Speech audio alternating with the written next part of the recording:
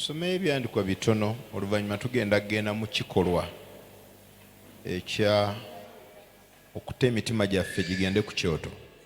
Let us read a few scriptures. Thereafter, we are going to enter into a deed of letting our hearts open at the altar. Tukyazimbira ku nsonga y'ekyoto ng'ensonga enkulu. We are still building on the issue of the altars as a paramount point. Ne bye baakolanga n'engeri gye bikyukamu katono mu ndagaano empya. The activities done around the altar in the Old Testament, then how they are a little bit transformed in the New Testament. Abali ku mikutu, abali ku TV, tugenda kubaako bitono bye tukasukawo oluvannyuma tugende mu kuyiwa emitima gyaffe ku kyoto. Friends following us on the TV and you who are following us on media platforms, we are going to go through a few scriptures, then we enter into the real deed. Ekyoto kyogerebwako nnyo. An altar is much being spoken about. Wandikako ebitono ebikigenderako kutunaayongereza ebirala. Not a few things that follow the altar, we shall add on the rest. Ku kyoto we waabanga ensinkano y'omuntu ne Katonda we. Around the altar was a meeting point between man and God. Iyo nsonga nkulu. It is a chief point. Ku kyoto Upon the altar, Katonda we yasinkaniranga abantu be. the Lord used to meet his people. Ku kyoto Unto the altar we waabanga omuntu okuyiwa ebibi bye mu maaso ga Mukama. is where a person was pouring out his sins before the Lord. Olw'ensonga ensolo ezaaleetebwanga emu ng'emuggyako ekibi endala ng'eweebwayo nga ssaddaaka. Reason being, the animals that were being offered, one was for the sins and another one was being as an offertory or sacrifice. Wandiika kano ku kyoto omuntu we yaweererezanga Katonda. Note this, unto the altar a person served God. Jjukira tulina obuweereza obugenda eri abantu. Remember, we have a ministry or a service toward people. Ne wabeerawo n'obuweereza obugenda eri Katonda. And there is a service toward God. Kati ke mbuulira, As I'm preaching now, mbuulira eri bantu I'm preaching or serving to people mu linnya lya Mukama. in the name of the Lord. Naye ate ku kyoto kabeeranga kaseera omuntu bw'aweerereza eri Katonda. But the moment of the altar is a man serving unto God. Ensonga lwaki baateekangako ebiweebwayo ne bivaamu evvumbe ne linyooka mu maaso ga Mukama. It is the reason as to why sacrifices were offered, burnt, and the aroma rose up to the Lord. Katonda agamba Musa The Lord says to Moses mu lubereberye essula ya 8 onywa olusooka. in Genesis chapter 8 and verse, in Exodus chapter 8 and verse 8, Musa genda ogambe Falaawo Moses, go and say to Pharaoh aleke abantu bange bajje bampeereze. that let my people go and serve me. Abaziyiza baleke bajje bampeereze. He's hindering them, but let them go. Baleke bagende mu ddungu bakole ekyoto baweeyo ssaddaaka bampeereze. Let them go in the wilderness, establish an altar, offer sacrifice upon it, and serve me. Ku kyoto omuntu aweereza Katonda. Unto the altar, a person serves God. Ebirala by'ojja okusanga ku kyoto abantu baawangayo. Other things found around the altar, people used to offer. Okuwaayo kitundutundu kya buli mukkiriza ayagala Katonda. Offering is part and parcel to every believer who loves God. Ffe aba Katonda tugemebwa eri obukodo.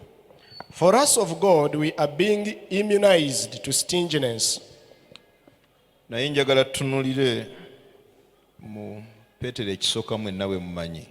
I want us to consider 1 Peter, where you all know. Essula ya 2 onyirwa 4. It is 1 Peter chapter 2 and verse 4. Nga mujja eri oyo ejjinja eddamu eryagaanibwa abantu naye eri Katonda ddonde ate lya muwendo mungi. coming to him as to a living stone, rejected indeed by men, but chosen by God and precious. Era nammwe ng'amayinja amalamu muzimbibwa ennyumba yammwe ey'omwoyo okubeera nga bakabona abatukuvu, okuwangayo ssaddaaka ez'omwoyo ezisimbibwa Katonda wa Mukama waffe Yesu. You also, as living stones, are being built up as a spiritual house, a holy priesthood to offer up spiritual sacrifices accepted to God through Jesus Christ. Pandikira kano ku kyoto tuzimbirako ennyumba zaffe ez'omwoyo. Note this down. Unto the altar we build our spiritual houses. Kino kitegeeza okuzimba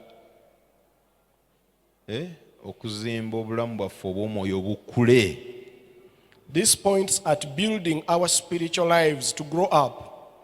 Bwe tukula nga tuzimbye ennyumba zaffe ez'omwoyo tusobole okuwaayo ssaddaaka era ez'omwoyo. When we mature up in our spiritual lives, then we are enabled to offer up spiritual sacrifices. Okuŋŋaana mu balokole tekitegeeza nti walokoka. Gathering with born agains isn't a permittee that you are born again. Kyokka n'okwatula nti ndokose tekitegeeza nti okula mu bulamu obw'omwoyo. Even mere confession that I'm now a born again is not an indicator that you are growing up spiritually. Yawula ebigambo bye njogedde. Put a difference amongst the words I've said. Okuŋŋaanira mu balokole okumala emyaka tekitegeeza nti walokoka. Gathering or congregating with born agains for years doesn't qualify you a born again. Kyokka n'okwatula nti ndokose tekitegeeza nti okula. And even mere confession that I'm saved isn't a sign that you are growing up. Ku kyoto bwe tukola emikolo gyawo When we come and do the ceremonies and activities on the altar, tuzimba ennyumba zaffe ez'omwoyo. we build up our spiritual houses. Buli muntu ssekinomu n'ayiga okuwaayo ssaddaaka ez'omwoyo. Where a person individually learns how to offer spiritual sacrifices. Kye twagala okukola. So it is what we want to do. Twagala tugende ku kyoto We would like to go to the altar ne byonna bye tulina. with all that we have. Mu ndagaano enkadde twalaba ebyakolanga ekyoto. In the Old Testament, we saw what made up an altar. Bameka abaaliwo nga twogera ku ebyo ebikola ekyoto? How many were present when we are listing them down? Bameka abataaliwo tubanoneko? How many were absent that we may revisit for you? Kale funawo biwandiika mangu Okay, list them somewhere. ebikola ekyoto mu ndagaano enkadde. What make up an altar in the Old Testament? Abaaliwo tugenda tutambulira wamu. Those who were present, we are going to walk together. Abali mu tenti tubanoonyeeko abataaliwo nga twogera ku bintu ebyakozesebwanga okuzimba ekyoto. You who are in the tents, in the satellite churches, we are coming and making a recap onto the things that make up an altar. Nammwe abali ku radio, abali ku TV, abali ku online. And you who are on the radio, those who are on the TV, and those on media platforms. Tetubanenya bwe tuba nga twabiyitamu nga temuliiwo kubanga tukola emirimu gya njawulo. We are not blaming you because we are absent. When we are going through this, we are doing different works. Katuddamu bilistinga nate ebikola ekyoto bye bakozesanga okuzimba ekyoto. So we are revisiting the listing of what was used to construct an altar. Ekisooka Number one, abaaliwo tugendereramu ekisooka kyayitibwa muntu. the person is number one on the list. Ani yasooka okuzimba ekyoto mu Bayibuli? Who first erected an altar in the Bible? Kirabika yali Kayini ne Aberi lubereberye nnya. Could be these two, Cain and Abel. Kuba Bayibuli ejja kugamba Aberi n'awaayo ku bibereberi by'endiga ze yabiteeka luddawa ku kyoto. The Bible is going to show in Genesis 4 that Abel offered on the firstlings of his animals. Omuntu owookubiri yawaayo yakola ekyoto yali Nuwa. The second person to build up an altar is Noah. Ye lubereberye 8 onyolwa 20. That is Genesis 8 verse 20. Nuwa ng'avudde mu lyato ngaffe bwe tuli mu kuva mu COVID kati. After Noah had come out of the ark, as we are coming out of COVID, Ekyaddako kwali kuzimba kyoto. the next point was to build an altar. Lubereberye 7 onyolwa 2. Genesis 7 verse 2. N'atoola ku bisolo ebirongoofu n'ateeka ku kyoto. He picked from the clean animals and put on the altar.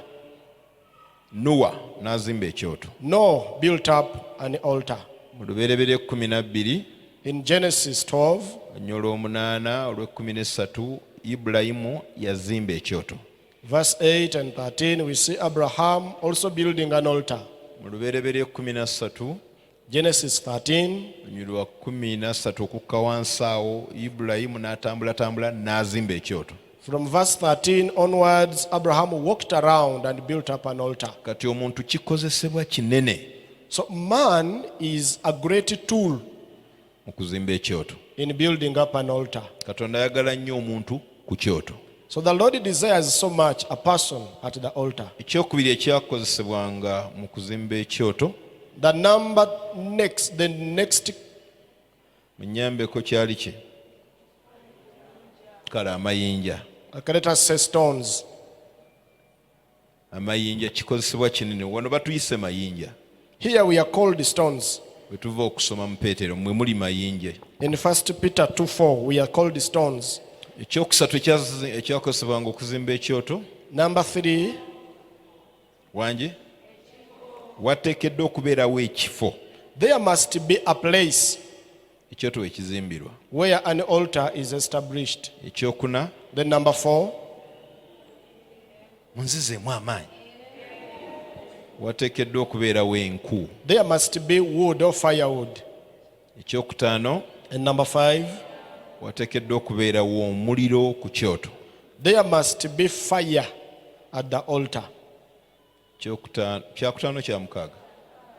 Ekyomukaaga Number 6, wateekeddwa okubeerawo. Kale byonna tujja byogera lwakuba twabiwandiika mu ngeri za njawulo. Naye tizoke ku kyoto kuteekeddwa okubeerako ssaddaaka. so there must be a sacrifice on the altar. Then ekirala mu ssaddaaka muteekeddwa okubeeramu evvumbe. Then an aroma must come out of the sacrifice. Kyekyokumeka ekyo ekyomusanvu. Then ekyomunaana tesobola kwerabira kifo. Then number 8, we cannot forget. Oli wa ddembe obisengeka nga bw'oyagala. You can list them according to the order you feel like. Naye ekikulu byebyo. But make sure that you have them 8 in number with time inclusive. Akati ekyoto yabanga nsisinkano Katonda mwagenda okusinkanira abantu be. So an altar was a meeting point between God and his people. Muntu bwe biba byamusobyeko byamusobako yeesunganga kyoto atereeze ebyayonooneka. If things had gone wrong around a person, he was aspiring and desiring to go to the altar and make things right. Mu ddakiika zange zitono esigaddeyo, In my few remaining minutes, Katonda atuyita mu Baluumi essula ya 12 the Lord is calling us in Romans chapter 12 okuva ku nnyolusoka. from verse 1. Muganda affe ng'aluŋŋamizibwa Omwoyo Omutukuvu. As our brother was being inspired by the Holy Spirit, Mbeegayirira abooluganda I beseech you, brethren, okuwangayo emibiri gyammwe nga ssaddaaka ennamu. to offer up your bodies as a living Kwe sacrifice. kuweereza kwammwe okw'amagezi. And that is your service which is acceptable. Oba otunuulidde ebintu biri bye twogeddeko mu ndagaano enkadde, If you consider the components or materials mentioned in the Old Testament, eno mu ndagaano empya byonna bikuŋŋaanyizibwa ne biteekebwa ku muntu. when it comes to the New Testament, they are all gathered up together and put in man. Ffe We tuyitibwa bantu ne mu ndagaano enkadde Katonda yabanga yeetaaga omuntu.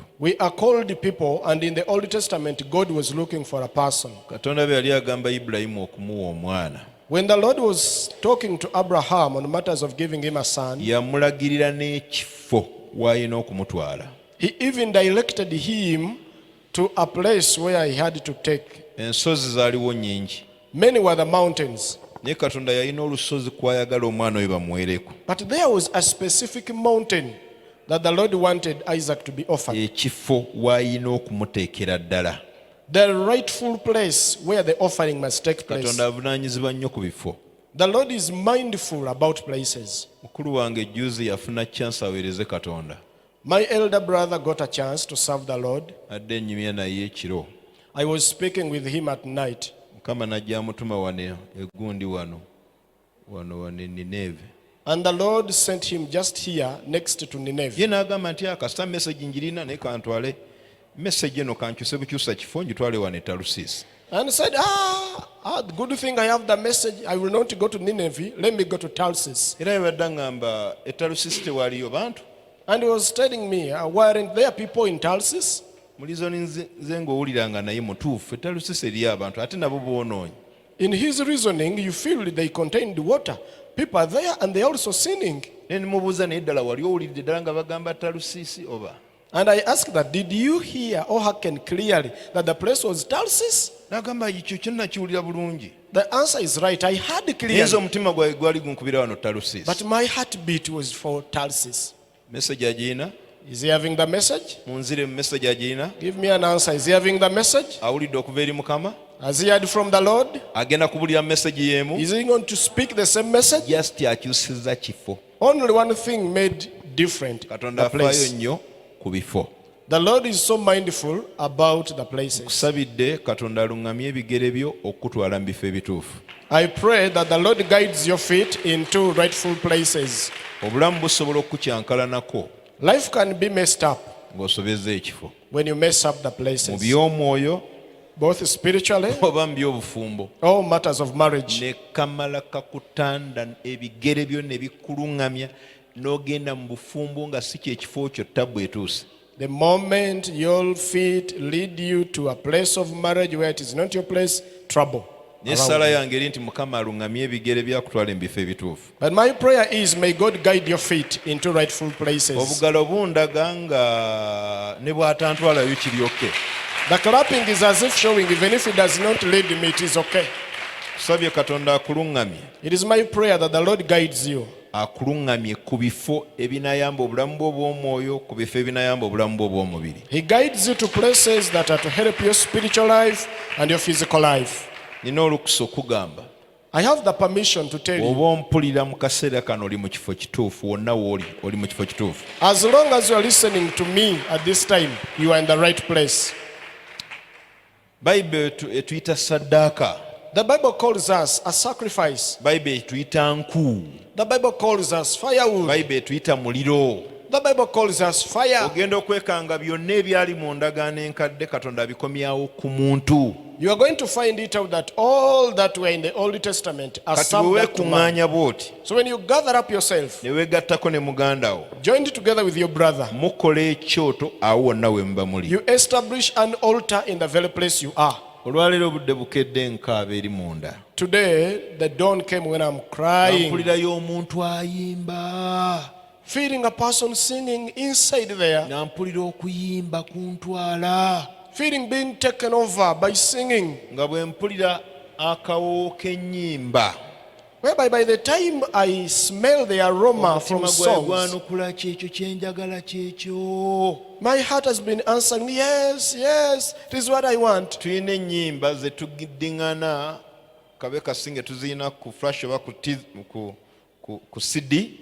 We have songs we are always listening to. We have them on different memory gadgets. Naye nga ne bw'oziwulira tezikyavaamu bulungi bulamu. But even if you listen to them more and more, life is no longer coming Naye out of them. ng'ennyimba ze zimu bwe muzikomyawo mu service, But the very songs, if you bring them back on the service, oziwulira nga zirimu obulamu bulala. you feel them containing a different life. Obwedda mpulira okukulukuta amaziga. So I was feeling the shedding of tears. Obwedda mpulira kwagala kubeera mu kusaba. I was feeling to stay around prayer Nga time. mpulira ng'ekyoto kyange ekiri mu kuzibukulwa kizibwe obujja. Feeling as if my altar is being unblocked to be renewed. Y'ensonga lwaki olwayo sigenda kubuulira nnyo. That's why today I'm not going to do much in the Njagala preaching. tuteekewo ako akaseera ako. I want you to create that moment. Tugende munda z'ebyoto byaffe. And we enter inside our altars. Tandika okufukuta omuliro ogwo. And we begin to stir up that fire. Tandika okusindika enkwe ezo. And we push in the firewood in the fireplace. Katonda bw'akuwa ekisa, When the Lord gives you grace, n'omala oluwulira oluyimba nga lukutte ku mmeeme yo, and you happen to hearken a song touching your soul, topapa kukyusa lulala. don't rush in changing songs. Weekwate ku olwo. Hold fast unto that. Seesa, Put it forward. seesa. Push it Nga forward. bw'onooba okikola ojja kuwulira emmeeme yo ng'etaggulukuka okuva mu migwa egibadde gigisibye. As you are doing it more and again, you will feel your soul being set free from the ropes binding it. ŋambye abantu mu saavisi esoose I told the people in the first service, katonda azzenga agaba invitations mu bayibuli ng'ayita abantu mujje. the Lord has been giving invitations to people, inviting people to come to Him. Yakyogera mu Isaaya essula esookonyi lwa 18. He said it out in Isaiah chapter 1 verse 18. Mujje Come tuteese unto me. fembi. And we reason together. Wulira invitation eyo. You just hearken to that invitation. Mujje tuteese fembi. Come unto me and we reason together. Katonda amanyi okuyita abantu basinkane. The Lord knows how to call people for a meeting. Musa ŋŋambira Falaawo Moses, say Pharaoh on my aleka behalf abantu bange to let my people bagende bansinkanire mu ddungu. to go and meet me in the wilderness. Eyo invitation nayo It is also an invitation. si ekyo kyokka. Not only that, Ibulayimu Abraham, va mu nnyumba ya kitaawo. get out of your father's Eyali house. invitation fuluma. It was an invitation to get out. Ngenda kutambula naawe. I'm going to walk with Nina you. awala wenkutwala. There is somewhere I'm taking you. Eyo nayo invitation eri awo. It is also an invitation. Lunaku olumu One day okuva 19 in Exodus 19, Katonda agamba Musa, the Lord says to Moses, Musa Moses, ŋŋambira abantu bange say to my people, beetukuze ennaku 3 let them clean up and sanctify themselves for 3 njagala days. basinkana. I'm going to meet them. Wulira Katonda bw'ayita abantu be. Hearken to God calling upon His people. Badde nkiwulira munda yange ng'eriyo omuntu Mukama gw'ayita njagala kusinkana. I've been feeling it in my heart. There is a person the Lord is calling for meetings. Musajja ayitibwa Yeremiya. A man called Jeremiah. Buswavu obubalagaza obulumi bwamugwako. Shame, weariness, and pain fell upon him. Yeremiya 15:10. That is Jeremiah 15 verse 10. N'ayogera ebigambo bino. And he uttered such words. Obubalagaze bwange nga bunsuseeko. My sorrow and bitterness is too much. Ebiwundu byange nga tebiwona. Why are my wounds incurable? Olunaku lwe nazaalibwako lukolimirwe. May the day of my birth be cast. N'ayomba ebintu bingi. He uttered out very many words. Yeremiya obubalagaze bwamukuba. Jeremiah, being eaten up by sorrow and bitterness, Akolimirwe eyatwalira taata wange amawulire mbw'ozadde omwana wa bulenzi. cast be the messenger to my father that you've got a son. Abuuza ebibuuzo bino. Asking these questions. Ekiwundu kyange kibeeredde ki ekitawona? Why is my wound so incurable? Katonda bwe yali amuddamu yamugamba. When the Lord was answering him, he said to him, Yeremiya, Jeremiah, bw'olidda when you come to me, nange ndikuza. when you return, I will bring you back. Yeremiya, Jeremiah, bw'olidda when you return. kitegeeza toli mu kifo kyo. So to mean you are out of your place. Y'ensonga lwaki obubalagaze bukususeeko. That is why the sorrow is too much Bw'olidda mu against maaso you. gange The moment you come before me, nja kukuza. I'm going to restore you. Wulira invitation eyo. Just hearken to that invitation. Ebikutuuseeko byonna ebikuyizizza obutundutundu. All the things that have befallen you and torn you asunder, Ondi wala toli mu kifo kyo. you are far away from me. You are not in your place. Bw'olidda The moment you return, yakuza. I'm going to bring you Katonda back. azzenga ayita abantu. The Lord has been inviting people. Yakikola ne ku Musa. He did it to Moses. Linnya olusozi vva mu bangi jangu wano. Mount up on the mountain. Nnaku Come here. 40 40 days. Musa nga talya, When Moses was not eating, tanywa, not naye drinking, nga mukufu. but he was satisfied. Akkuse ki? Satisfied with what? Akkuse kubeerawo kwa Katonda. The presence of God. Feesi n'ekyuka. The face turned. Nsabye Katonda. It is my prayer to God. Invitations ezo nga bw'azaaziwa. As he has been giving out invitations Saavisi yaffe ey'olwaleero ku bantu abampuliriza. in the service of today, and upon the people who are listening Ebeereyo to me, omusajja gw'ayita. let there be a man he calls again. Message eno ereme kubeera y'abantu bangi. That this message is not for very many people. Ebeere message yo wekka. Let it be your personal message. Obanga otaaguddwa, If you are torn asunder, wandibeera ng'omuli wala. could be you are far away from him. Akuyita. He's calling you on. Atumye kaddugalaawo. So he has sent your black man. Atumye omuddu wo. He has sent your servant Ng'eddoboozi ery'olwato. as a public voice. Jangu. Come over. Byakusobako. Things went wrong around Yangu. you. Come over. Watalantuka. You struggled around and stumbled. Yangu. Come over. Oyuziddwa. Are you torn asunder? Jangu nja You kukutunga. come, you will be knit Jangu together. nja kuzza bujja. Come, you are going to be renewed. Jangu twesinkane ku kyoto. Come and we meet again on the Jangu altar. oyiwa amaziga go. Come and pour your tears. Jangu oyiwa okusaba Come kwo. and pour out your prayer. Ŋŋenda kuzza bujja. I am going to restore you, Bw'ayogera omwoyo. says the Spirit. Zibiriza ku maaso go. Have your eyes closed.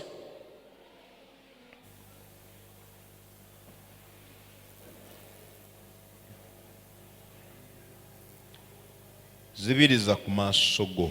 Close your eyes. Invitation ogikiriza. Are you going to say yes to the invitation?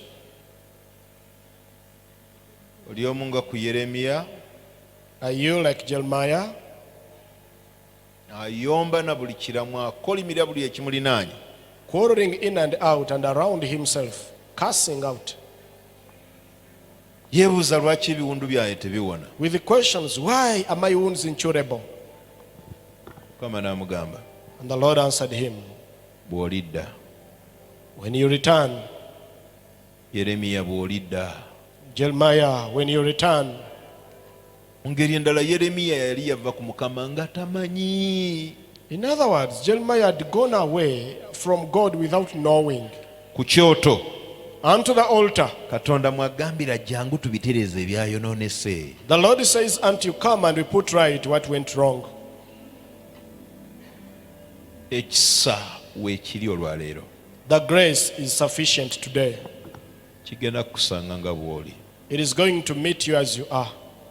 Weerabe munda eri ng'eriyo okunoonya yonna kye weetaaga. Just to see inside yourself whereby there is a searching, looking for something. Noonya waliwo kye weetaaga. Search out, go on searching something you are looking for. Owulirayo ensulo y'amaziga ng'etumbuka nkwegayiridde togizikiza gireke. If you feel a fountain of tears flowing, don't obstruct it, let it flow. Kabonero ka kwanukula invitation yo. It is a sign and a signal of you saying yes to the invitation. Ensi ezitowa. The world is heavy. Ensi ezitowa. The world is heavy. Ensi ezitowa. The world is heavy. Ensi etaagula. The world strangles. Naye tuyina ekyalaani ky'emitima. But we have a sewing machine for the hearts. Invitation y'olwaleero. Today's invitation. Agamba jangu ku kyoto. It says, come unto the altar. Ebimalamu amaanyi bingi. Many things do discourage. Kano nga kaseera kakulu. This is a chief time. Eri omuntu oyo anaagamba Mukama ntunga. Unto that person who is saying, Lord, mend me. Simanyi na kusaba njigiriza. I don't know even how to pray. Teach me. Zize ku kyoto nze kennyini nze muntu gw'onoonya. I have come unto the altar. I'm the right person you are looking for. Nze nali ensonga bwe wali ofa ku musaalaba. I am the reason as to why you died on the cross. Kati nange nnyanukula okuyitibwako nti nzuuno. I'm also answering your invitation that here I am. Okusaba kwange kwakubwa kunkomezewo leero. My prayer is stricken. Restore it for me. Malamu amaanyi bingi. Many things discourage. Yogerayo ekigambo nange n'aba mulamu. Speak a word, I will live. Tungula amaggwa n'amafumu. Remove the thorns and spears agava mu ebyo byonna bye ndaba ne bye mpulira. that come from what I see and what I hear. Eri abamu ku mmwe There are some people of you here, nga Mukama akuyita ku kyoto. and the Lord is calling you on the altar. Byoyitamu bibadde bikkubye. What you have been going through and Ne bikumalamu ak'obuntu ng'owulira teweekakasa nti oli muntu. and you feel even you've lost the humanity in you. Teweewulira nti ogasa. You don't feel any use in your life. Mukama ntumye okugamba okyagasa. The Lord has sent me to tell you you are still useful. Senga onojja ku kyoto. If you come on the altar, Senga onooyiwa omutima gwo. if you pour out your heart, Senga onoofuka amaziga go. if you pour out your tears, Senga onoobwatuka mu kutokota kw'essaala. if you burst in the groaning of prayer, Kyoto. altar. Abantu bange mujje munsinkane ku kyoto. My people come meet me at the altar. Abantu bange mujje ku kyoto. My people come at the altar. Abantu bange mukomeewo ku kyoto. Return, my people, at the Bwe altar. munadda nja bawonya. When you return, I will heal you. Bwe munadda nja bajjanjaba. When you return, I will heal you. Bwe munadda nja basonyiwa. When you return, I will forgive you. Kyoto y'ensisinkano. The altar is a meeting point. Omwoyo omutukuvu yamba omukyala oyo. Dear Holy Spirit, help that lady. Yamba omusajja oyo. Help that man. bingi ebituwangudde. Many things that have overpowered us. Otuyita linnyo otumanyi. You know us by name and you call. Mukama ompita linnyo omanyi. You call me by name. You know omanyi me. byendowooza. You know my thoughts. Omanyi ebinnemerera. You know what I fail in. Omanyi okuddirira kwange. You know my backsliding. Omanyi obunafu bwange. You know my weaknesses. Omanyi amafuta gange. You know my anointing. Omanyi n'ebyenkya bye nnaakola obimanyi. You know me and even you know what I'm going to do tomorrow. Nzija mu maaso go osobola okukukisa kintu kyonna. I come before you, I can't hide anything from you. Saasira weetaaga okusaasira. Have mercy where it necessitates mu having mercy. mbuyagaza ebirowoozo ebingi ebiyita mu mitima gyaffe. Amidst the winds of thoughts in our hearts. Bingi ebiwoggana mu maaso g'ebitakkirizibwa. Many things are sounding up in your hearts which are naye not gwakuuma acceptable. ebyama byange. But you, the custodian of my thoughts, naakukisa ki? what can I hide from you? Gw'oyinza okungumiikiriza weka. It is only you who can endure me. abasigadde tebasobola. The rest can't. Gw'olina okwagala okw'amazima. You have the true love. Oh.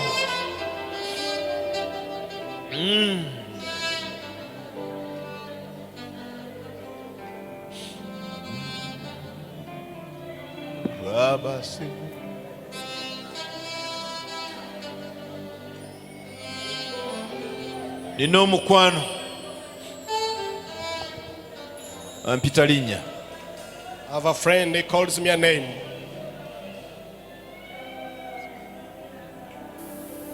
Nina omukwano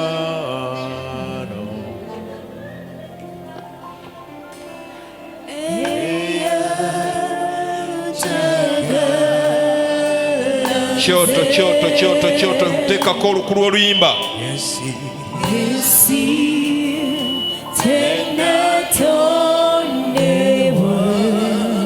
Teekayo ebirowoozo.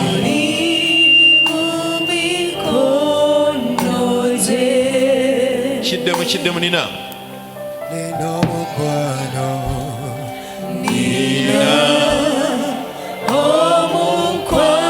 Oli waddembe okuyimirira, oli waddembe okugalamira, oli waddembe okutuula.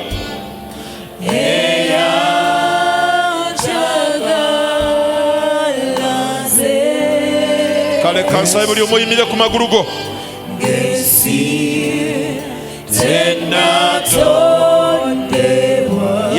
Yatula oli ku kyoto, yimirira ku magulu go.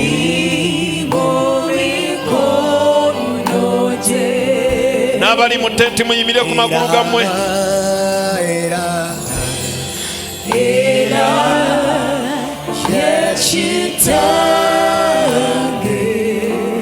Nange ndi mwana we.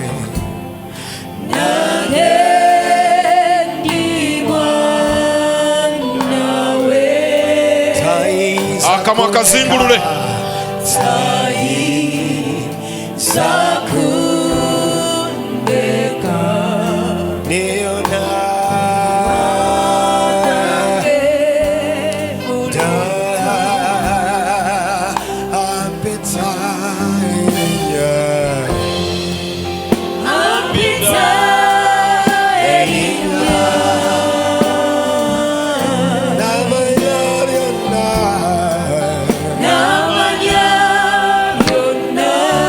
Zingulula akamwa. Zingulula akamwa.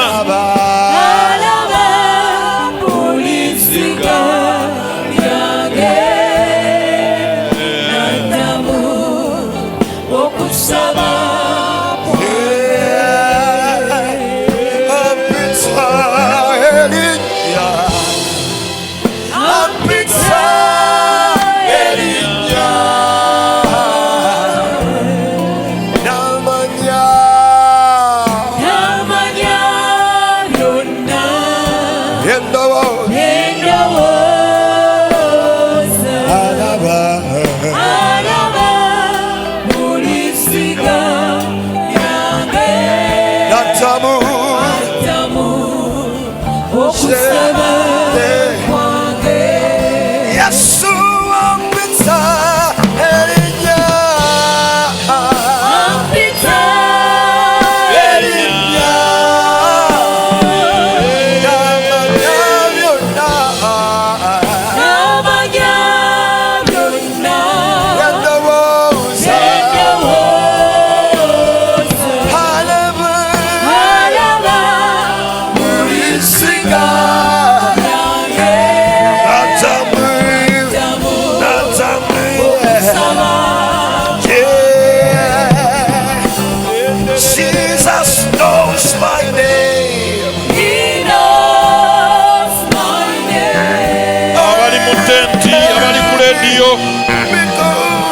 abali ku mikutu amaloboozi tugongereko.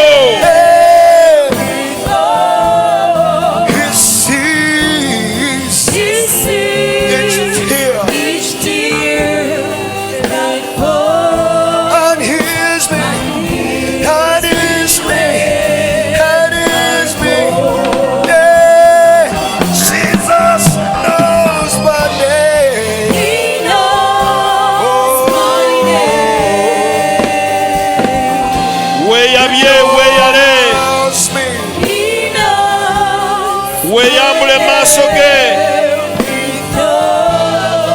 He sees each tear that falls and hears me when I go. Oh, and I have a maker.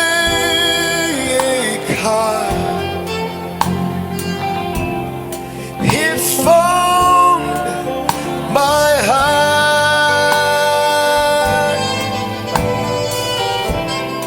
before even time began. My life was in His hand. I have a Father. Waberewo saddaaka eva mu mitima gyaffe. He calls me His own.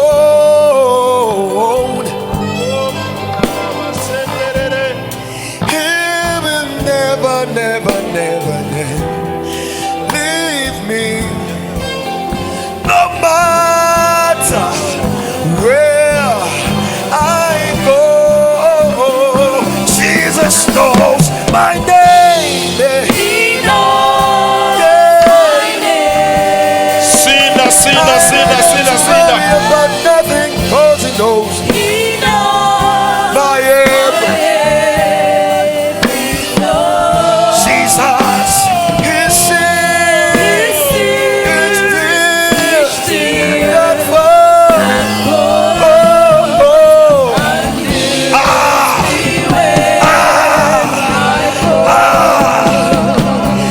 Jesus knows my name. He knows my name.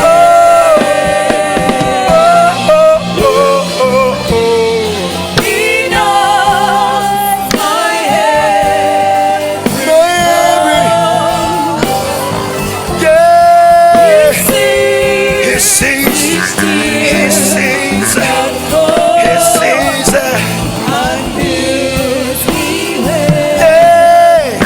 Yes, to happy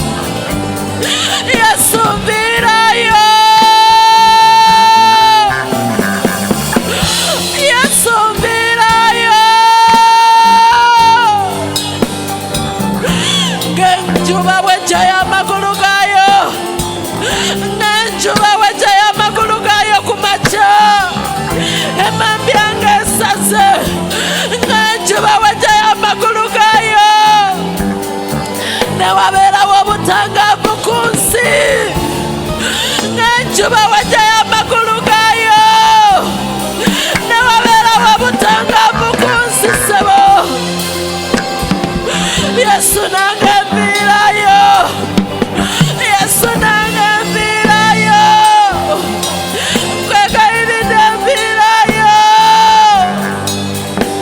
virayo, Tata virayo, Yesu virayo,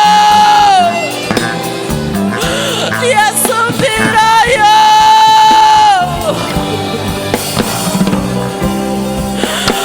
Obudde bukya, emmambya bw'esala, enjuba ejja y'amagulu gaayo, nereeta obutangaavu ku nsi. Yesu nsabye, nsabye onviireyo, nsabye onviireyo, nviirayo, nviirayo gwe kitange, nviirayo gwe manya erinnya lyange.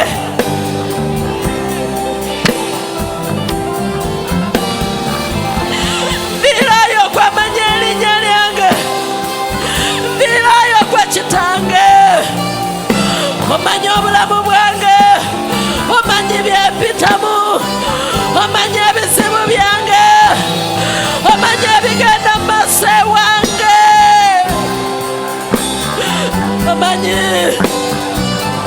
Nviirayo otambulireko ewange,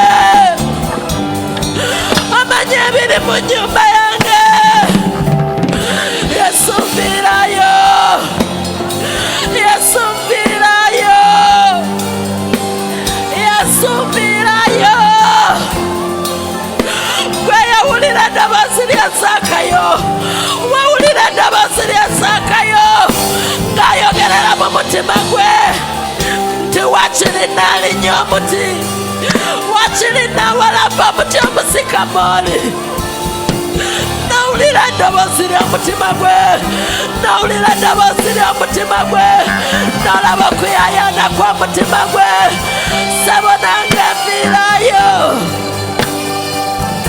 Yesu nviirayo, Mukama nviirayo, Yesu nviirayo,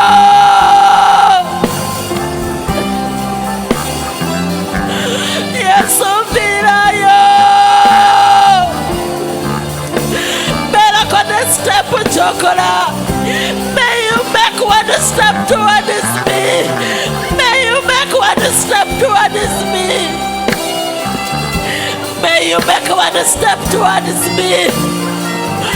Mukama tambula ng'ojja ewange, tambula ng'ojja ewange. Buliddeko bangi abakuweera obujulizi nti mu mayumba gaabwe okola waliwo bangi abakwogerako nti mu mirimu gyabwe okola. Nange nviirayo, nviirayo Yesu.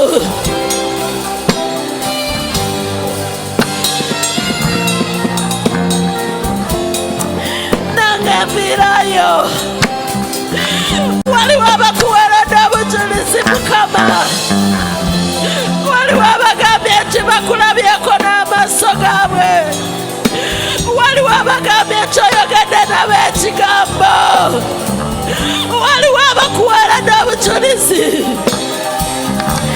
Nange nviirayo, nange nviirayo, nviirayo. Leka bukye wange, leka obudde bwange bukye, Mukama leka obudde bwange bukye, leka obudde bwange bukye. Yesu, Yesu, Yesu ow'omukwano, Yesu yegwe kitange, Yesu wange, Yesu Omunazaalesi, Yesu omuyambi wange. Nkwegayiridde nviirayo, nviirayo, nviirayo otambuleko ewange, nviirayo otambulireko mu baana bange, tambulirako mu bisenge byabwe, tambulirako mu mitima gyabwe, tambulirako ewange ssebo, yingirako mu nnyumba yange. Yesu,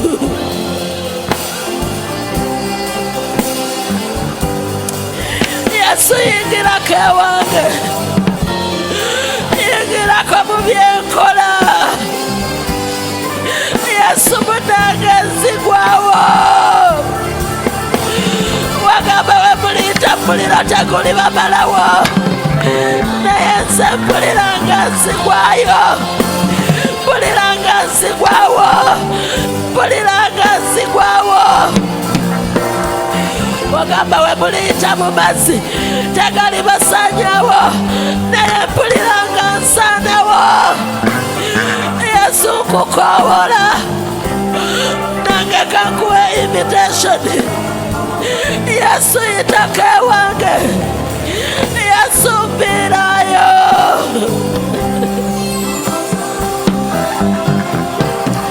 Mpiirayo, mpiirayo muyinza w'ebintu byonna, mpiirayo Katonda wange, mpiirayo ng'enjuba bweyaka ku makya, mpiirayo ng'amagulu g'enjuba.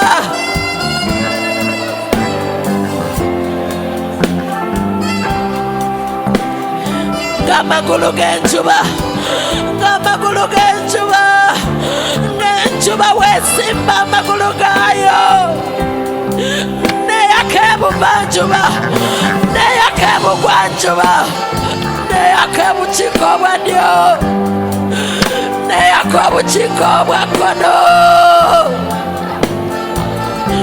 Mpiirayo ssebo, mpiirayo Mukama wange, mpiirayo nkwegayiridde.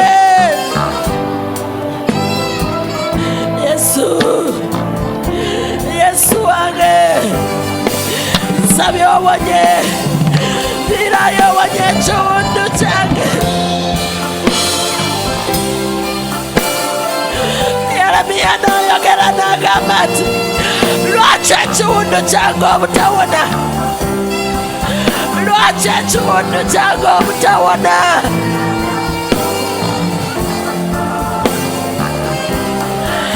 Lwaki ekiwundu kyange obutawona? Lwaki okukaaba kwange obutakoma? Lwaki okusinda kwange obutakoma? Lwaki Mukama nkwegayiridde mpiirayo, nkwegayiridde mpiirayo.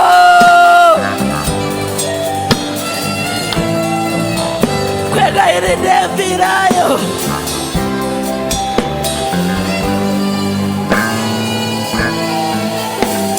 Nkwegayiridde mpiirayo, mpiirayo Mukama wange, mpiirayo Katonda wange, nkwegayiridde mpiirayo.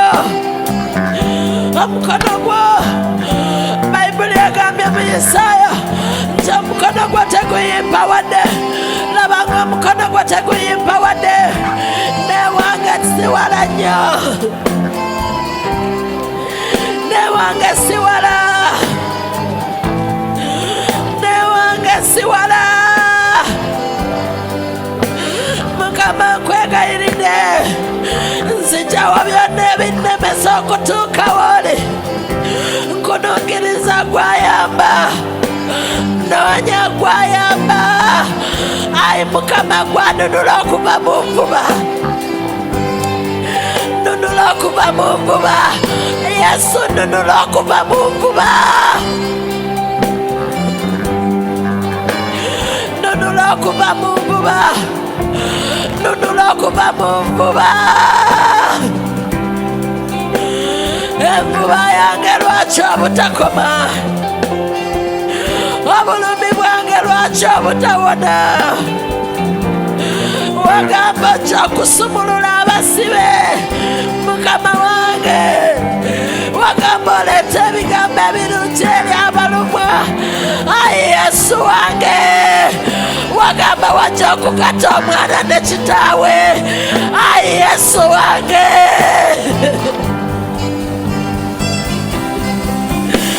Ayi Yesu wange,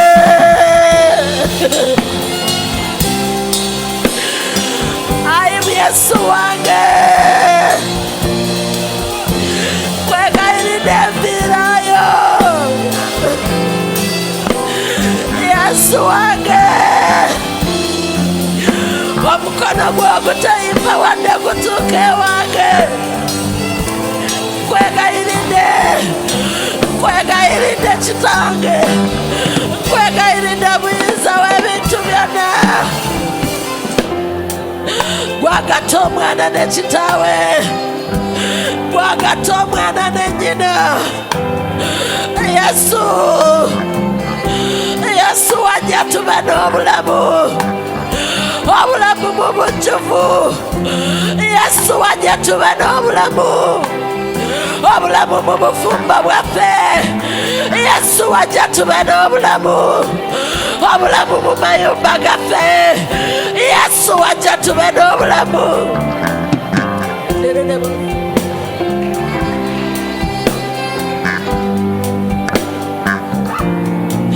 Wajja tube n'obulamu, obulamu mu bisibo byaffe. Yesu tuviireyo, oleeta obulamu mu bizinesi zaffe. Yesu tuviireyo, tuviireyo. Ayi Mukama nviirayo nze, nviirayo Mukama wange. Obudde bumpitako, obudde nga tebunakya, obudde nga tebunakalamuka, obudde nga tebunafuuka bubi, obudde nga tebunaziba, ebiseera nga tebinnagenda. Yesu nkwegayiridde,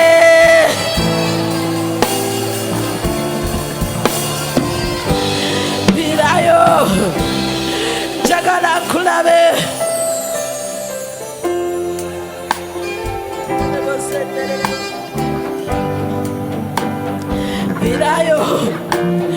Viirayo n'amaaso g'ekisa,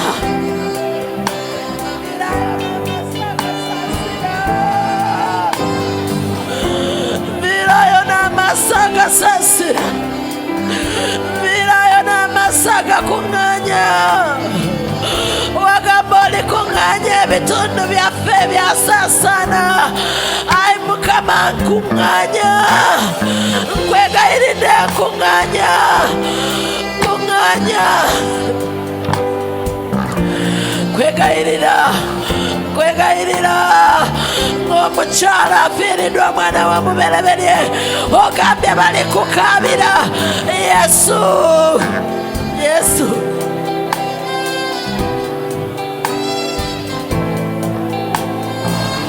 Yesu ow'omukwano, Yesu ow'omukwano, leeta obutangaavu. Yaka Yesu wange, yaka mu nyumba yange, yaka mu baana bange. Yesu yaka, nkwegayiridde. Omusana gwe gumpitemu, leka omusana gwe gumpitemu, leka omusana gwe gumpitemu. Yesu yegwe gwe twetaaga wano ku kyoto, wano ku kyoto. Ogambye tuleete ensonga zaffe ez'amaanyi. Taata tusaba otuviireyo, tusaba oyimuke, oyimuke abalabe basaasaane. Mukama yimuka, Mukama yimuka, Mukama yimuka, Mukama yimuka munnaffe, Mukama yimuka munnange, yegwe munnange. Mukama yimuka ewange, Mukama yimuka okuba omulabe.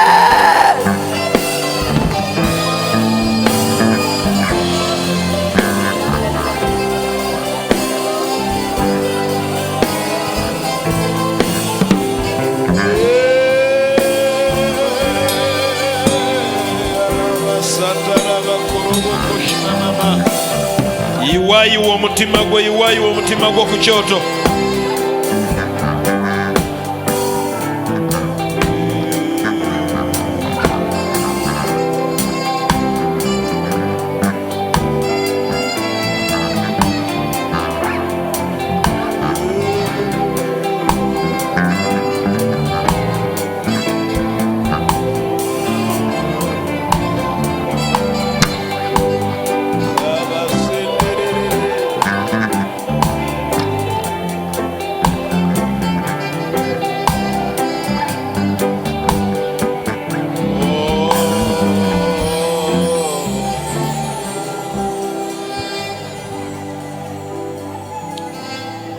tuteekeko layini ze tuba tusabiramu.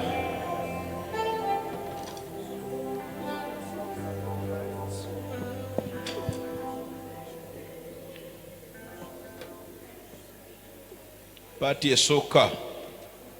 The first part Y'ey'obulamu bwo. Katonda mpulira ayita obulamu obwange. Stephen, njagala ompa obulamu bwo. it is of your personal life. I feel the Lord calling a person. Give me your life. Ayagala weesitule weeteeke ku kyoto. He likes that you get yourself, put yourself at the altar.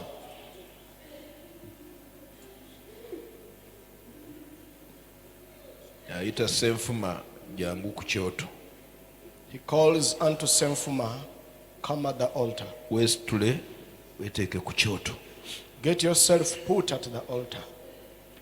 Ku nsonga eno ey'obulamu bwange nga ssekinoomu, On this issue of the personal life, mwe muli abantu bye batamanyi naye nga gwe ne Katonda obimanyi. there are things people don't know, but you and God know. Inayo by'omanyiyo mu bulamu bwo nga n'abakwetoolodde tebakumanyi. There is a kind of a life you know on your life, Katonda whereby your agamba, neighbors don't know you. Njagala ompa obulamu bwo. So he says, I want you to give me your Ku life. kyoto wabusabira. At the altar he asks you, Buweeyo nga saddaaka. offer it as a sacrifice. No mwe muli emize. In this we find the habits. Bayibuli gyesongako ng'omanyi waliwo gye wawangula, waliwo gye tonnaba kuwangula. Which the Bible points at. You know, some you overcame, some you've not. Muno mwe muli obukalu obw'omwoyo n'okuwunga okw'omwoyo ng'okimanyi ky'oyitamu naye kati nga wakala kyafuuka na kitundutundu ku ggwe tokyasobola na kikaabira. In this you find the emptiness, the dryness in the spirit. You can't pray. You feel you are like fainting. You can't even cry out for it. It's part of you. Mpulira wendi nze si we nteekedde okubeera. I feel where I am is not where I ought to be. Paati ey'okubiri ye paati ya famire. The second part is as a family at large. Famire ntegeeza abantu bobeera nabo mu nnyumba emu, mulimu baganda bo, bw'oba olina abaana mulimu abaana bo. The family points at the people you state to be your relatives, your siblings. If you have children, your children. Mwe mulina ebya famire yonna awamu gyesasaanidde, famire ey'obulamu obw'omubiri. And even the entire part of the family members who are spread wherever they are. Ntunulira ekyo mpulira nga neetaaga Katonda akyalire famire yange. If I consider that, I feel I need God to visit my family. Baana bange njagala gye baagalamu Katonda bwe njipima n'ebyandikwa tebikwatagana. The way I see my children loving God compared to scriptures, they are not the same.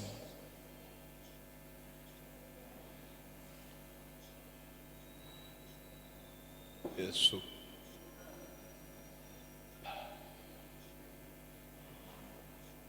Yesu. Jesus.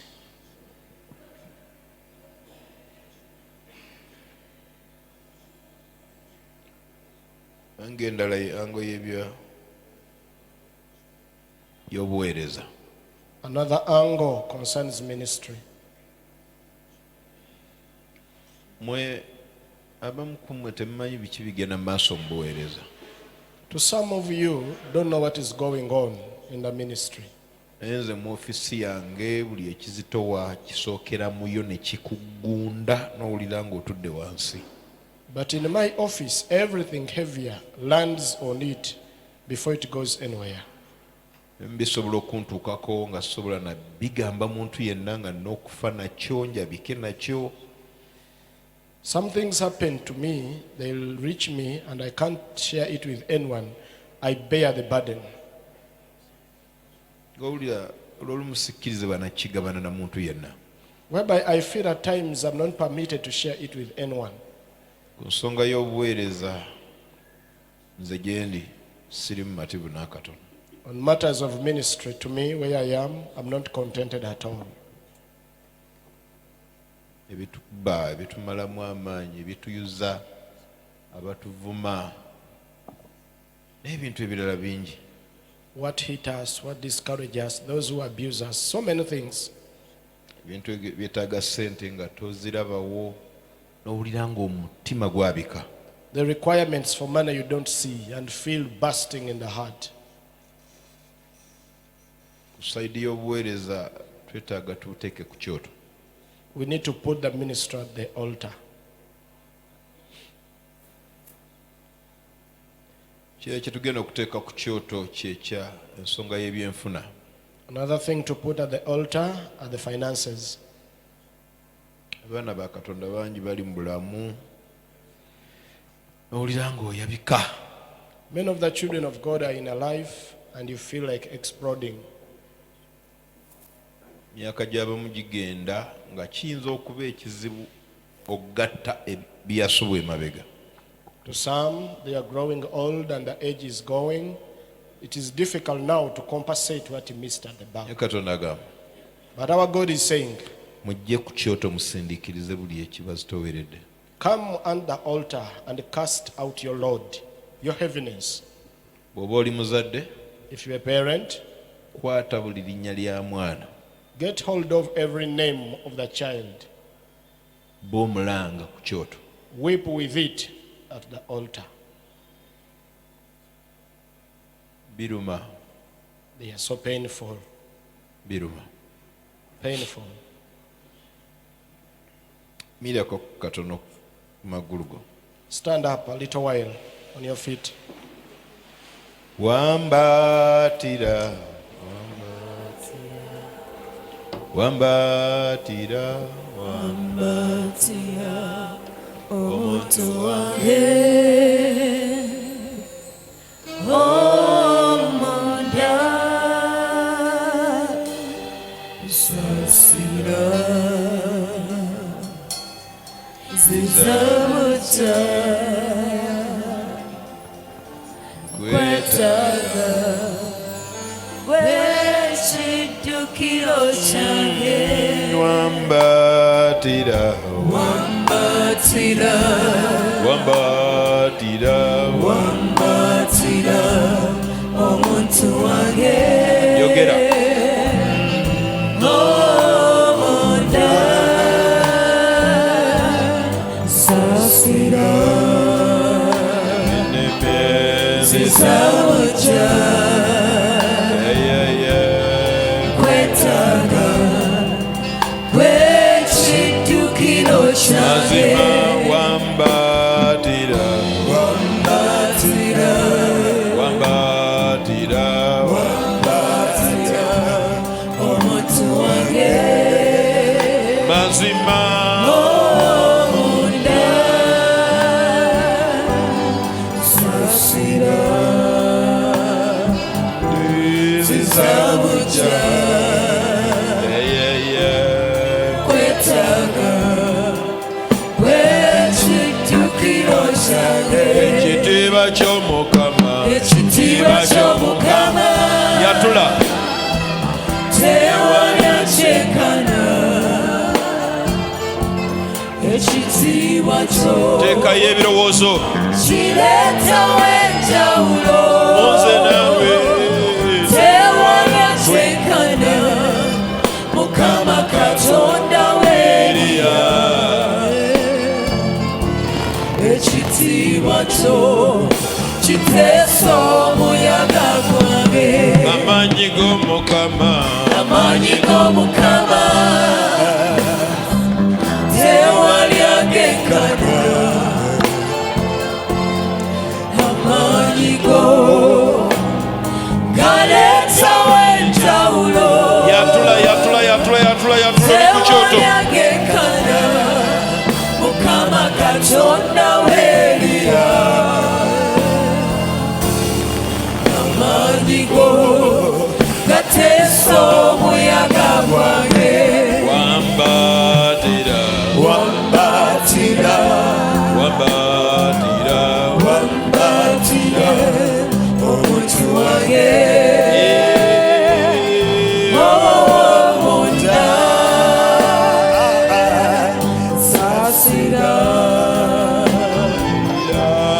samuja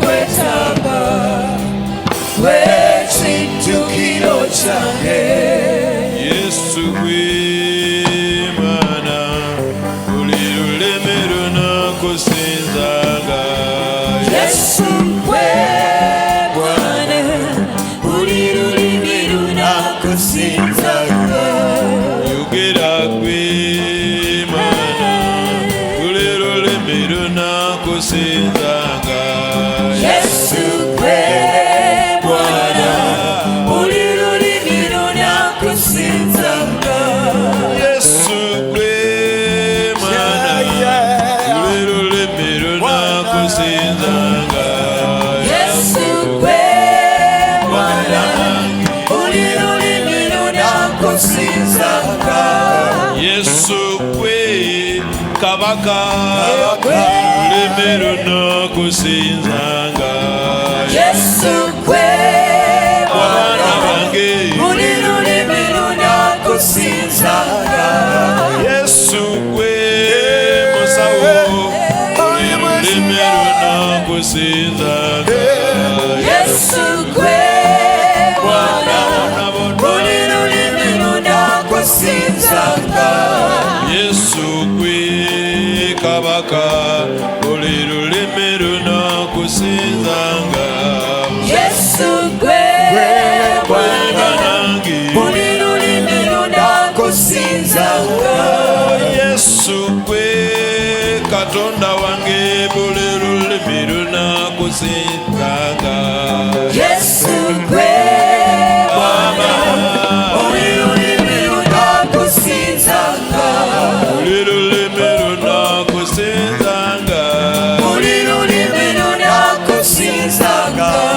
ulirulemero nakusinzanga ulirulemero nakusinzanga family zina musinza mugama ulirulemero nakusinzanga abana bana musinzanga ulirulemero nakusinzanga abana bana munonya mugama ulirulemero nakusinzanga abakyala bana munonyanga ulirulemero nakusinzanga nange tunamuwe emitima ulirulemero nakusinzanga nange kamuwo gwange ulirulemero nakusinzanga buli gwanga lina munonyanga ulirulemero nakusinzanga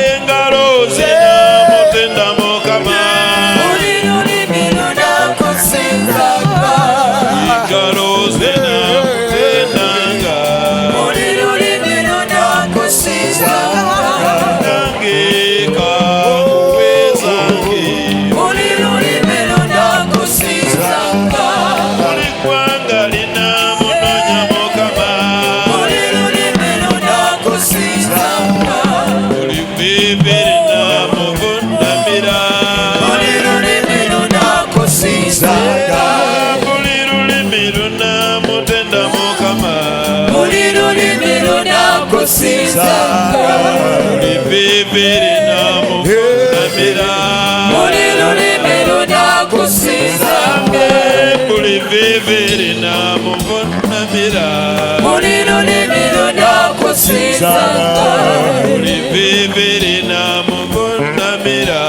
ulirulemero nakusinzanga buli lulimi lunamuwa omutima ulirulemero nakusinzanga buli lulimi lunamunoonya ulirulemero nakusinzanga buli bibiri namuvunamira ulirulemero nakusinzanga buli bibiri namuvunamira ulirulemero nakusinzanga nange kakuwagange ulirulemero nakusinzanga abantu banamuwa emitima ulirulemero nakusinzanga nange kamuwo gwange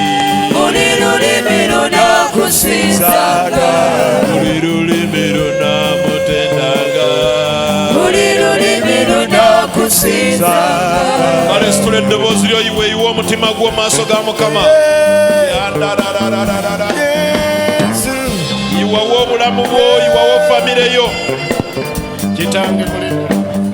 Kitange mu linnya lya Yesu Kristo leeta omutima gwange maaso go leeta obulamu bwange Mukama leeta obulamu bwange ku kyoto kino leeta obulamu bw'abaganda bange Mukama mu linnya lya Yesu Kristo omwana wa Katonda omulamu onyambeko omwoyo wa Mukama onyambeko ku kyoto kino nyambako okuseesaamu nyambako okuseesaamu nyambako okuseesaamu nyambako okuseesaamu nyambako okuseesaamu ebizitowa bingi ebizitowa bingi ebizitowa bingi ebizitowereza obulamu ebizitowereza obulamu ebyendaba birimu amafumu birimu amaggwa birimu okulemererwa birimu emitego birimu ebikwata ebigere birimu ebikuba okugwa ku ttaka n'owulira okwokebwa n'owulira okubalagalwa n'owulira okusinda n'owulira obulumi nzize ku kyoto kuba eddoboozi ndiwulidde nzize ku kyoto kuba eddoboozi ndiwulidde ogambye jangu ku kyoto ogambye jangu twogere fembe teeka ebyemirimu gyo ku kyoto twogere fembe ogambye jangu twogere fembe ogambye jangu twogere fembe nzize mukwano gwange nzize mukwano gwange byasoba byasoba byasoba obulamu bwa ddungu obulamu bwa ddungu obulamu bwa ddungu obulamu bwa ddungu embeera eringa ya Agali embeera eringa ya Agali nga gy'abadde alowooza gye bamwagala nga bitabanguse omusajja yeekyanze agambye kwata omwana wo mugende kwata omwana wo mutambule kwata omwana wo nga ne yali boosi Sarai nga ne Sarai yali boosi nga naye byayonoonese kyokka ng'obulamu bukomekereza mu ddungu akasana kaaka ennyonta nga eri waggulu nnyo olabawo gy'amazze nga buli ky'olina kifa nga ne gw'ozadde olaba afa ekyogera naawe kufa ekikwetoolodde kufa owulira okufa kwe kukulamuza okufa kulamuza buli ky'olina okufa kulamuza abaana bo okufa ne kulamuza obufumbo okufa ne kulamuza obuweereza okufa ne kulamuza enkolagana okufa ne kulamuza okusinzako okufa ne kulamuza okunoonyako Katonda Mukama tomagamaga ku kyoto tomagamaga ku kyoto awo we wali obuyambi bwaffe awo we wali obuyambi bwaffe Katonda alaba Katonda alaba Agali yakuyita Katonda alaba Agali yakuyita Katonda alaba Agali yakuyita Katonda alaba kubanga watema kkubo n'oleetayo amazzi waleeta amazzi wamulaga oluzzi wamulaga oluzzi wamulaga oluzzi olwaleero n'atulaga oluzzi ennaanywa okusaba kwange ne kuddawo olwaleero n'alaba oluzzi kwe nnaanywa eri munda yange gyempulira omuliro gyempulira obukalu gyempulira okwokebwa gyempulira ebbugumu wanaddawo ne watotobala wulira okusenda kw'omukyalo ono wulira okusenda kw'omukyalo ono wulira okusenda kw'omukyalo ono ekyamazima abikooye amazima amatuufu gali nti abikooye waliwo okukoowa buno si bwe bulamu bwe tulina okuyitamu nedda bambe tuyambeko ku kyoto kino tuyambeko olwaleero luno tuyambeko omuyambi waffe omuyambi w'ekkanisa tulijja eryo tuli bantu bo be baffe be wafiirira nze nali ensonga lwaki bakkuba nze nali ensonga lwaki wavumibwa nze nali ensonga lwaki wawandirwa amalusu nze nali ensonga lwaki wagumira emisumaali nze nali ensonga eyakolesayo ebitiibwa naye okusinziira bwenfaanana buno obulamu bwendi si bwe bwange Mukama kino si kye wafiirira Yesu kino si kye wafiirira kyendi si kye kyakuweesaayo obulamu kyendi si kye kyakuweesaayo obulamu kyendi si kye wayagala nfaanane nzize ku kyoto nzize ku kyoto nzize ku kyoto nzize ku kyoto nzize ku kyoto teeka fyucha yo ku kyoto sabira mu future, sabira mu future, sabira future yo ey'omwoyo n'ey'obulamu n'ey'omubiri. Sabira future. Future yange, future yange, future yange tayezeddwa, future yange tayezeddwa, future yange tayezeddwa. Ayinza okunsimatula ku maggwa gano yegwe ayi Katonda, ninganga ensolo ku mutego, ninganga ensolo mu maggwa, ninganga ensolo ewagamidde. Future yange ewagamidde, bwe bigendera wano sirina future, bwe bigendera wano sirina ggulu, bwe bigendera wano sirina famire, bwe bigendera wano ntawanidde bwereere, saagala kutawanira bwereere, kyevudde nyanukula eri ensisinkano kw'otuyitidde. I'm saying yes, I'm saying yes. Future, future, future, future, osobola okuwonya future yange, osobola okuwonya future yange, omponye n'okuyitibwa kwange, omponye n'omulimu gwe najja okukola ku nsi, omponye n'abaana bange bompadde ab'omubiri n'ab'omwoyo. Ayi Katonda w'amagye, nkaba kolwa future yange. Mukama future yange eri mugwe, future yange eri mugwe, future yange eri mugwe. Ensi terina future, ensi nayo yeraliikiridde, ensi yeraliikiridde. Covid yekka asazeeko future y'abasinga obungi, asazeeko future za business, asazeeko future y'ebintu bingi. Abantu bagobebwa ku mirimu, abantu bagobebwa ku mirimu. Eyateeka future mu mulimu olwaleero asaliddwa ng'akambe, eyateeka future mu musajja leero asaliddwa ng'ekiso.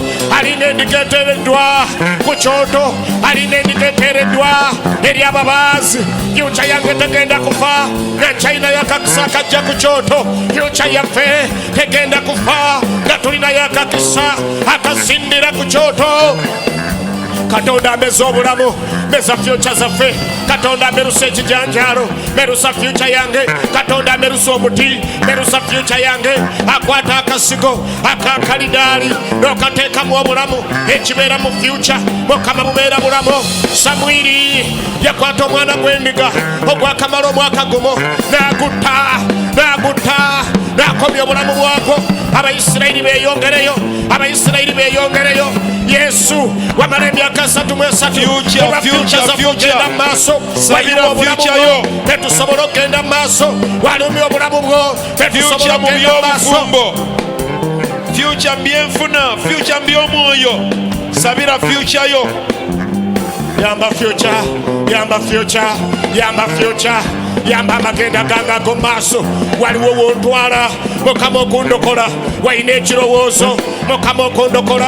Waliwo kye walina mu mayindi, waliwo kye walina mu mayindi. Kyekifo ekyo kye wanjagaza kwekonsesenkana olwaleero ne mu saavisi eno eyaleero. Okyali ku kirooto ekyo, ogambye olina ebirowoozo ebirungi. Mukama byolowooza gyende, kati nyemerera ku kigambo ekyo. Sabira obulamu bwange, sabira amaka gange, sabira mukyala wange, sabira abaana bange, sabira ebintu byaffe, sabira ebintu byaffe. Leka leero bikyuke, leka leero bikyuke. Tubadde mu bulamu obw'okubulwa, tubadde mu bulamu obw'okulafuubana, tubadde mu bulamu obw'obutagaziwa, tubadde mu bulamu obw'okukogerwa, tubadde mu bulamu nga bwa kivume, tubadde mu bulamu nga bwa kuzitoowererwa. Naye netikkula emigugu nsobola okutambula, nenaazaako ekikoliko, nenaazaako ekivume, njerengesa ekivume. Okodde ebbali Mukama, ekkubo lyaffe Mukama wange libeere eggolokofu.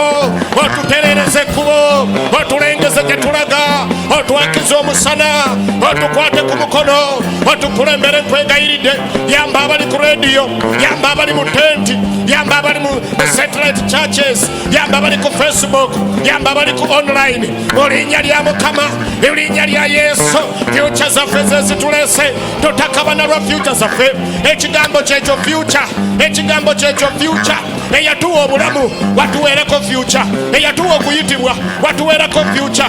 Eriyo omwana yagenda ku ssomero ng'ayagala future ye, naye ne bwe twogerera ebintu biri stranded. Eyanoonya mukyala we n'amuwasa yali ayagala future namu, abeera n'amaka agakyuseeko obutafaanana gye yava. Naye bwe twogerera ebintu bikyakutte. Katonda ayanukula, yanokola Mukama, Katonda ayanukula, yanokola Mukama. Wakyalira kaana nga future yesekererwa n'omuwa abaana 7 gwe twekutteko. Wayamba Gideoni nga talaba future fyuca nga yekweka mu mpoko Mukama n'omuyamba naffe tuzze gy'oli leero tunaayambibwa wanabeera wayambibwa bannange naayambibwa omusumba wange anaayambibwa ekkanisa enaayambibwa abaweereza banaayambibwa abalonde banaayambibwa amaka gaffe ganaayambibwa fyuca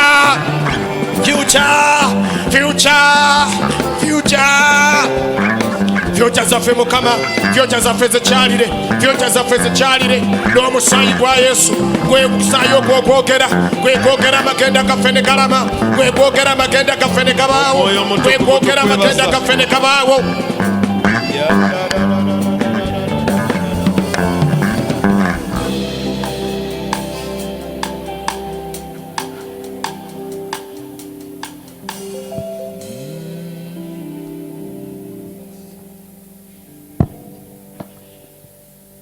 oyimiridde ku magulu go tuyimba oluyimba luno ndi wa muwendo.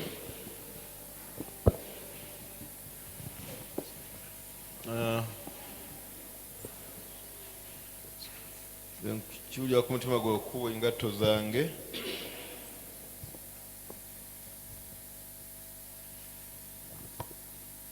mukulu Nyanzi kiwulira ku mutima gwe okwambaza wenna.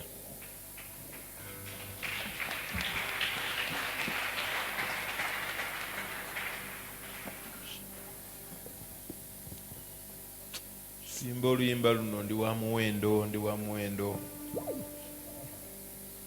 bintu bye natondewa.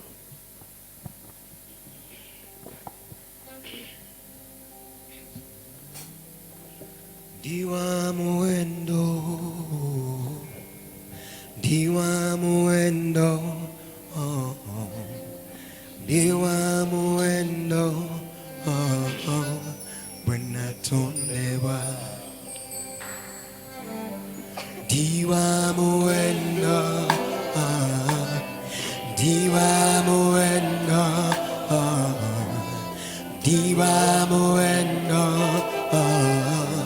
bwe natondewa ndi wa muwendo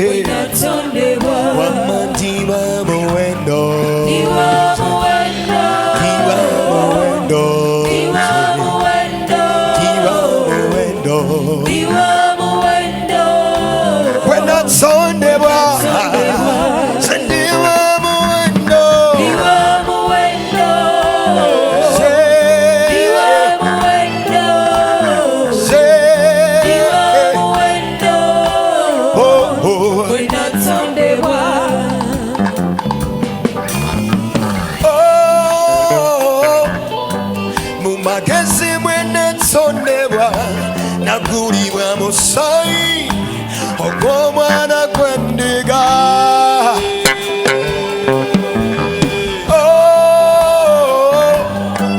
Mumagezi mwene tsondebwa nagulibwa musaayi ogw'omwana gw'endiga.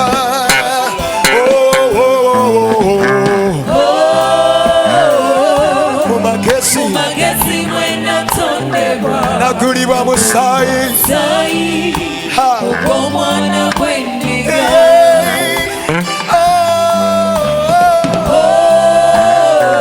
Mumagezi mwene tsondebwa nagulibwa musaayi Mumagezi mwene tsondebwa nagulibwa musaayi ogw'omwana gw'endiga.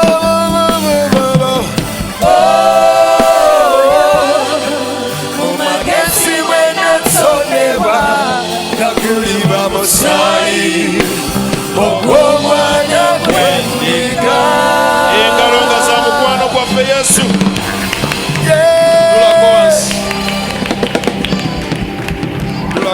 Tulako wansi nga tumaliriza.